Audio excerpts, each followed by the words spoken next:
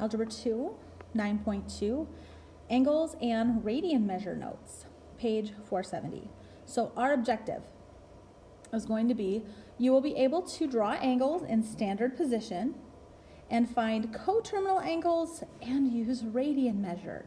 Okay, so first we need to talk about an angle in standard position. Okay, our previous understanding of angles was basically just, our previous understanding was we had two rays that intersected. This point of intersection, if you remember, we called the vertex, and then it had two sides, right? It had, there's a side, these are both rays.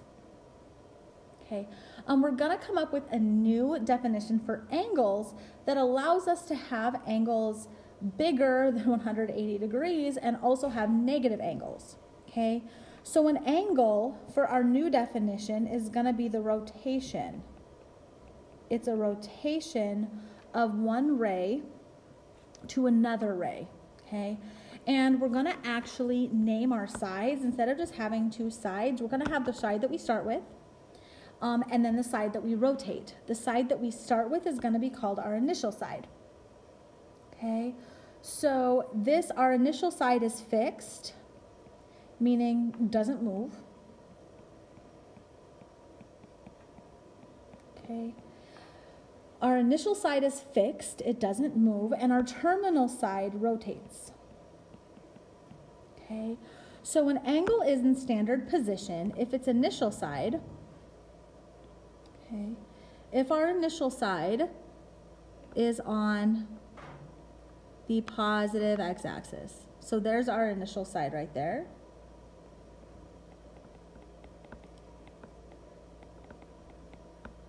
Okay, our initial side, for it to be in standard position, it needs to be on the positive x-axis. Initial side is on positive x-axis.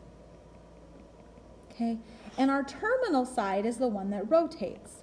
So our terminal side rotates, and let's say now our terminal side is over here, so there would be our terminal side. Our terminal side is the side that rotates. Okay, if the rotation is counterclockwise, then we call the angle in which we rotate a positive angle.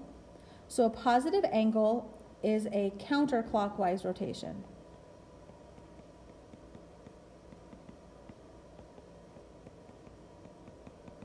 Okay, so a positive angle is a counterclockwise rotation.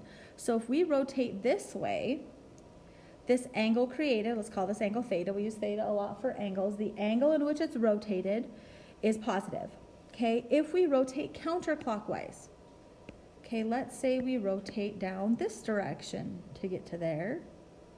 Okay, then that would be, if we rotate clockwise, then that would be a negative angle, clockwise rotation. Okay, then it could be a clockwise rotation. A clockwise rotation would be a negative angle. Okay. One thing that we really pay attention to, and we talk about quite a bit, is our coordinate plane divides space up into 4 equal pieces. We have this piece up here, this one over here, this one down here, and this one down here. So instead of saying, I want to talk about the upper left piece, okay, we actually give those names. We call them quadrants. And we call this quadrant, the top right quadrant, quadrant 1, we use Roman numerals. Okay, and then we go counterclockwise. So this one over here is quadrant 2, this one down here is quadrant 3, and then your bottom right would be quadrant 4, IV is 4. So we call those quadrants. Okay, and so as you can see here that this blue angle we'll call theta, the blue angle, let's call it alpha, is going to be a negative angle. Theta is going to be a positive angle. Let's give these some numbers. We know a full rotation all the way around is 360. Okay, if you didn't know that, watch some BMX biking or they talk about 360s, 180s, any type of that skateboarding stuff, snowboarding, 720s is how many rotations around, it's twice around. Okay, so this would be 180. So this angle looks like it's about a little less than 180. So if theta was, let's say, 130 degrees, then alpha would be the negative that also ends up on that same terminal side. So alpha would be what? Negative, let's go, all the way around has to be 360, so negative 230. Okay, so negative 230 degrees. Okay, so those two angles, if you notice, they share a side. Well, they both have the same initial side and they both have the same terminal side. We call those angles coterminal. Okay, so we're going to jump ahead and we're going to talk about coterminal angles. Coterminal angles are two angles with the same, coterminal angles have the same terminal side. Okay, there can be an infinite number of coterminal angles because angles don't necessarily have to be between 0 and 360. Okay, they could be negative and I could rotate numerous times. I could think of this as a rotation of 130, or I could rotate all the way around to 360 and then go another 130. Okay, or I could rotate 3 times around and end up there. Okay, so there are an infinite number of coterminal angles. Right. All right, so now here, example 1, we're going to draw some angles with the given measure and standard position. So first thing, I'm going to start by drawing my XY axis. Okay, and we're going to start with our initial side. Our initial side here needs to be the positive x-axis, and this is going to be 240 degrees. Well, I know rotating to here is 180 degrees. How much more is this from 240? If we go ahead and subtract, it's another, what, 60 degrees past? So we need to go 60 degrees past 180, which will put us right about, oh, let's undo that. Put us right about here. So there's my terminal side. Okay, so my 240 degree angle would be like that. And we need to show the direction of the rotation. That's why we tend to draw those angles on it. So, because if I was rotating the other way, that'd be a negative. Right, so now 500 degree angle. Okay. Okay, so again, terminal side, my initial side would be right here. Okay, so now now we have to think 500 degrees. Well, that's more than one rotation because 360 is one rotation. How much more so than one rotation? Well, I don't know. How much more do I have to go past one rotation? Take the 500 minus the 360, it's another 140. So I need to go another 140 degrees past 180. Sorry, past a full rotation. So I go full rotation, and then another 90, another 10, another 40, another 20. So there we go. That angle is going to look like that. All the way around and then some.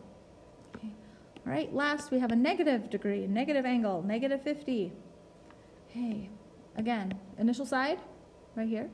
We're going to rotate negative, which is that direction. It's not quite 90. It's a little more than 45. 45 is halfway. So a little more than 45 will put us right about there. So there, we're rotating that direction. We need our arrow on it, negative 50 degrees. Okay. We've already talked about coterminal angles. They have the same terminal side. So how do you find them? How do you find coterminal angles? Well, if they have the same terminal side, basically you're just adding on a rotation or taking off a rotation. So we know one full rotation.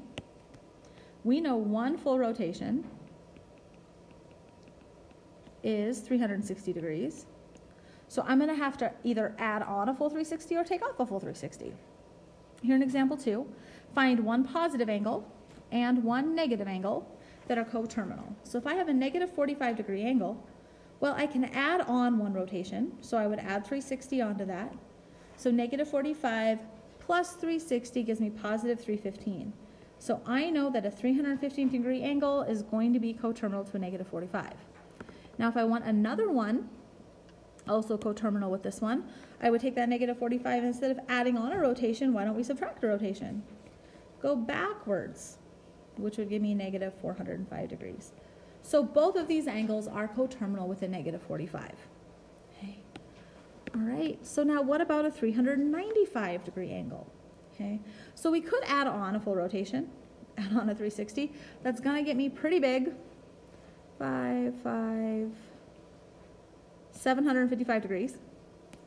Okay, or we could again take off a rotation. So if we take 395 take off a rotation, oh sorry, 360.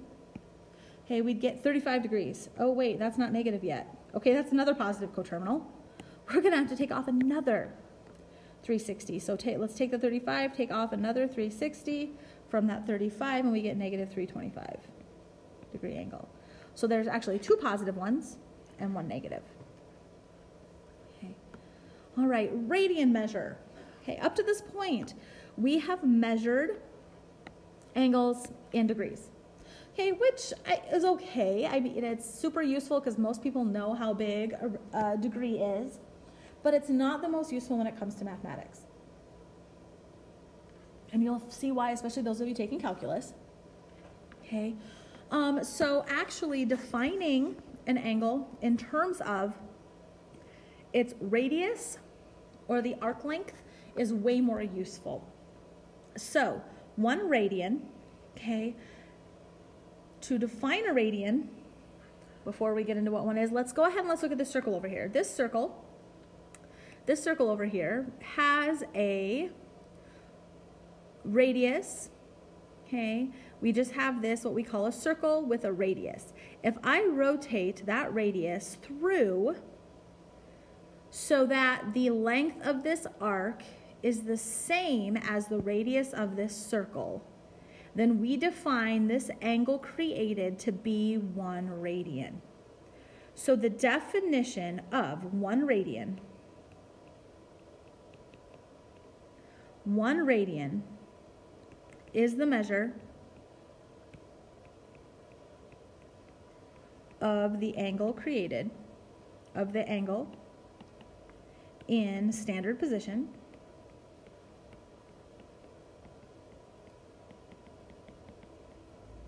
whose terminal side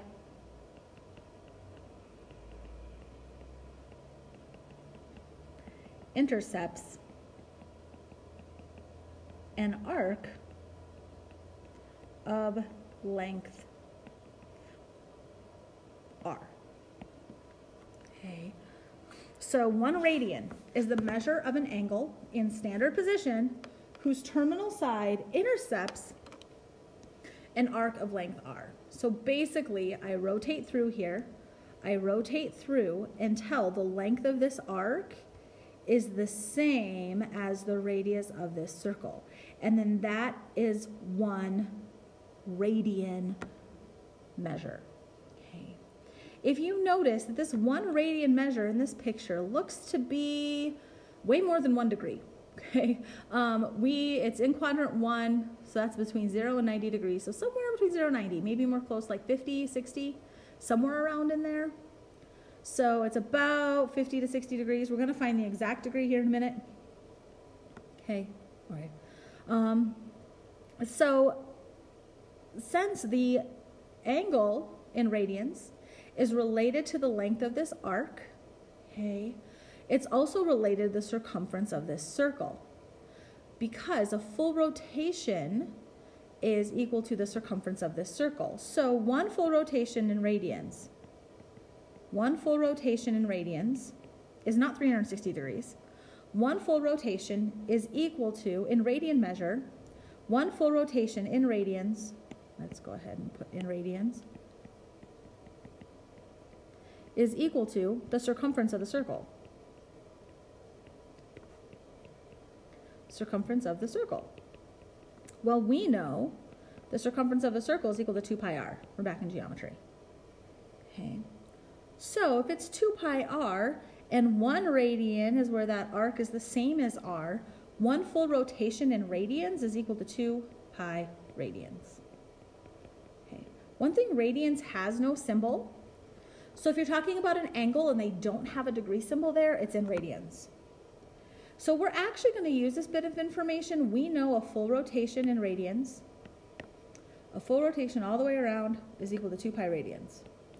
We're going to use that 2 pi rad, sometimes we get rad, 2 pi rad, we're going to use that to actually figure out a conversion between radians and degrees. We know 1 full rotation is 2 pi radians, approximately 6.28. Okay, but we know that's the same as a full rotation in degrees, which is 360 degrees. So 2 pi radians is approximately 360 degrees. If we divide both sides by 2, we know pi radians is equal to 180 degrees. And this is actually the one we'll use for most of our conversions. Pi radians is the same as 180 degrees. We can even take this one step further. If we want to at this point, we can divide both sides by pi.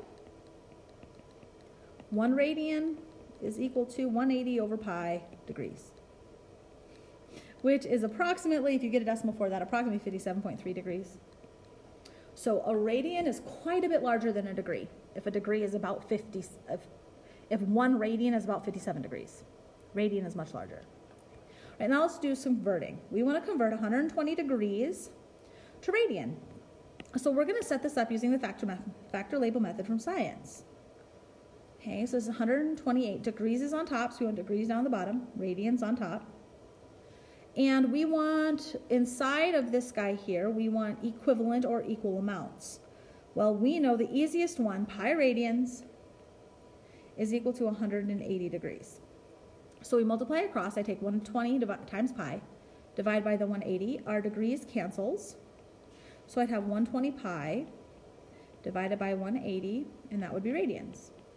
Now we'd simplify this, divide by 10, and now I can divide by 6. So I'd have 2 pi over 3 radians. And we want to leave our answer exact if we can. So that'd be 2 pi over 3 radians. Okay, now let's convert this negative pi over 12 radians.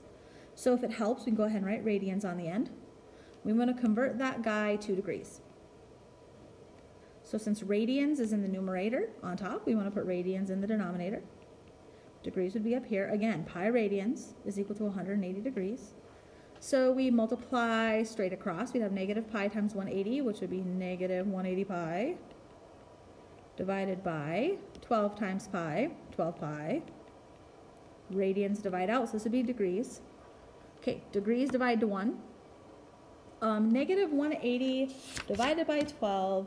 If I take 180 degrees and divide it by 12, I can use my calculator on that. You end up getting negative 15. So negative 15 degrees is the same as negative pi over 12. Okay. All right, so as we get to figuring out some of these degree and radian measure, I will tell you, you'll probably always be more comfortable in degrees. You've dealt with degrees the past how many years? We're probably always more comfortable with degrees. Okay, but it's useful and important to be starting to get comfortable with radians. Okay, so we can actually take a full circle and we can divide it up into both degrees and radians, and it's sometimes helpful to be putting those in as you discover new degrees. So like here, that's a 30 degree, this would be a 45, and that would be a 60. So this would be a 90 degree. And then this would be 30 past 90, which would be 120. Another 15 past that, which would be 135, that's the other 45. And then another 30 past 120 would be 150, and that would make this one 180. So, 180, oops. Okay, and we know that then in radians, we know that 180 degrees is pi radians. So then 90 is going to be half that. So how do I take pi and half it? Well, pi over 2. And we know 45 is going to be half of that. So if I take pi over 2 and half it, that would give me pi over 4. Or 1/4 pi. Okay. And then if I go ahead and to do a 30, that means I take my pi over 2 here, my pi over 2, and cut it into thirds. So if I take 1/3 of pi over 2, that gives me pi over 6. So 30 degrees is the same as pi over 6. So as you come up with more and more of your common angles, I'd like you to go ahead and fill them in, okay? Because this can be useful to find the other, so we don't have to do the converting, this kind of converting thing all the time. Okay, so we don't have to do this converting. It's useful to know what we call our 16 common angles. We have 16 common angles. And they are basically the multiples of 30. Multiples of 30 degrees, or if we're in radian, pi over 6. And the multiples of 45. 45 degrees, which is pi over 4. Okay. All right, now we need to talk about what a sector is. A sector is a region of a circle. It's a region of a circle created by two radii, which is plural for radiuses, two radii and an arc, and the intercepted arc.